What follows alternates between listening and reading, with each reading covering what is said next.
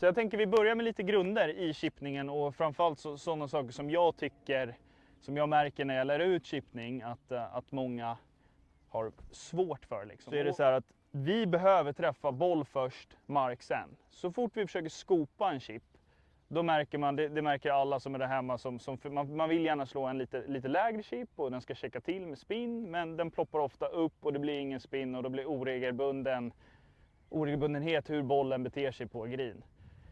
Och i chippning då, så någonting jag verkligen vill prata om, det är attackvinkel, alltså hur brant klubban kommer ner, och lägsta punkt.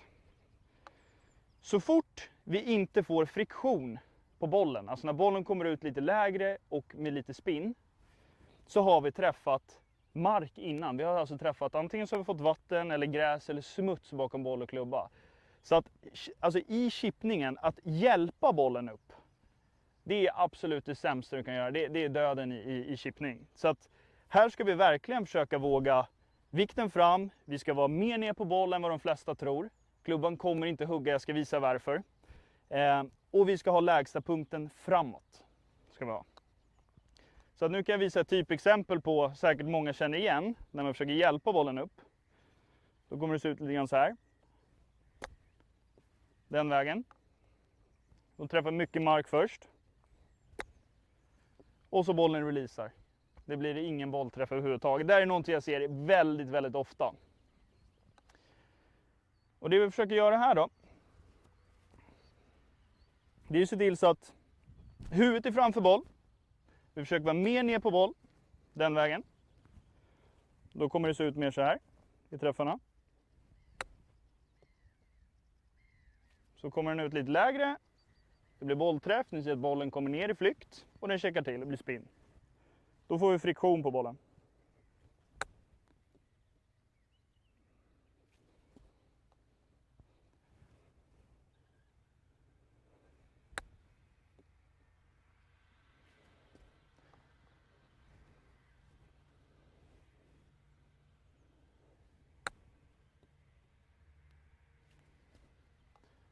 Ofta så tycker jag så här, de flesta står alldeles för långt ifrån boll i chippning. Nästan som ett fullslag.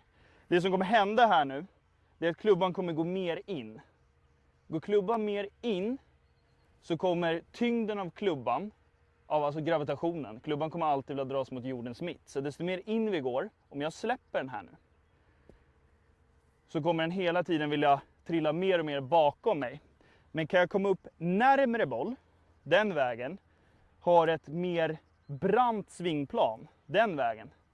Om jag släpper klubban härifrån så vill den droppa mycket, mycket närmare boll. Det blir otroligt mycket lättare att vara konsistent i bollträff.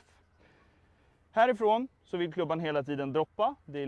Även om man försöker hålla vikten vänster, du har huvudet vänster, du försöker vara ner, så finns det risk för att den kommer vilja sätta sig tidigt. Och det här är ju väldigt, väldigt enkelt sätt att göra på. Kom upp väldigt nära, nästan känna att hälen kommer upp. Den vägen. Då kommer du få ett mycket, mycket brantare svingplan här. Där. Har du någon grundregel hur nära bollen man ska vara? Det beror på lite från person till person. Vissa tycker att det blir för trångt liksom. Alltså så nära som det går i en sån här standard chip. Så att det känns okej. Se till så att vi fortfarande har plats egentligen.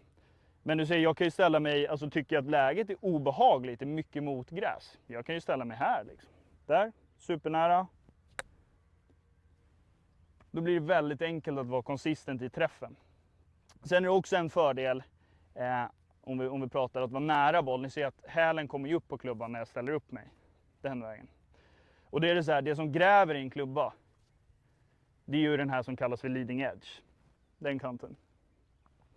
Det som gräver mest i wedgen sitter på hälen. Så att har vi hela sulan i backen så, då har vi en hel leading edge som kan fastna i gräset. Om vi kommer upp närmare, där, och får upp händerna lite grann, ser du, då är det bara tådelen som är i. Så då har vi bara det här som kan gräva, så det kommer fastna otroligt mycket mindre. Så tycker ni att det är obehagliga lägen, ni har problem med att det hugger lite, upp med händerna den vägen. Sen kommer det, nu fortsätter vi nörderiet.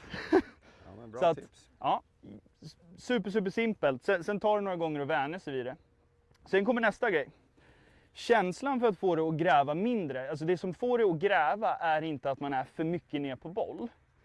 Utan det som vi får är att det gräver, det är ofta att det blir för mycket handledssättning. Om jag sätter handen lite för mycket där och sen så ser du slår jag ner med den här handledssättningen. Då gräver det. För då exponerar vi nämligen leading edge. Det kan ni ju se på klubban. Om jag sätter handen dit, får en liten sättning. Då har vi exponerat den vassa delen. Sen ser inte jag alltid det som ett problem att det gräver lite. Det är helt okej, så länge man har en ren bollträff. Så att vill ni ta bort det här grävandet, då en bra känsla är egentligen som en puttrörelse. Så att ni nästan greppar klubban som en putt, den vägen. Vi ska ha lite skaftlut, så vi ska bara över dit. Du kan känna att det nästan blir som, klubban blir som en förlängning av vänster arm. Där. Jag brukar gilla att hålla crosshand först. Så, vänsterhanden nere. Bara för att få en bra förlängning där. Sen försöker vi bibehålla det här med noll sättning. Känna att tummarna går rakt ner. Så ser vi till att träffa bollen bra genom att vara närmare boll, där. Och känner att huvudet är vänster om boll. Då förflyttar vi lägsta punkten framåt. Klubban vill alltid bottna ut, inte alltid men nästan alltid, där tyngdpunkten är. Så då kan vi sätta den så här som ett load. Då kan vi bara känna att vi öppnar upp vänsterfoten lite, känner vikten där. Då har jag en lägsta punkt som sitter där framme. Då kan jag med säkerhet vara säker på att jag kommer träffa bollen bra nästan hela tiden. Och då kan jag koppla bort det här och fokusera på vart jag ska någonstans. Så det ser ut lite grann så här då. Där börjar med crosshand-grepp. Nära boll. Hälen kommer upp. Dit. Byter tillbaka. Känner nollsättning. Typ sådär. Den hade gått i. Ja. Den vägen, där. Crosshand. Upp nära. Hälen kommer upp. Där. Försöker känna utan sättning. Den också. med. Men testa det. Då har vi lite grunder. Sen finns det såklart men känner man att man har problem med chippning så här, ta tag i en coach. Det är alltid det bästa. Det här har vi lite grunder som kanske kan hjälpa på traven, men alltid gå till en tränare. Det finns många duktiga tränare ute i Sverige och ta hjälp. För det här är en stor del av spelet som kommer förbättra handikappet något kopiöst.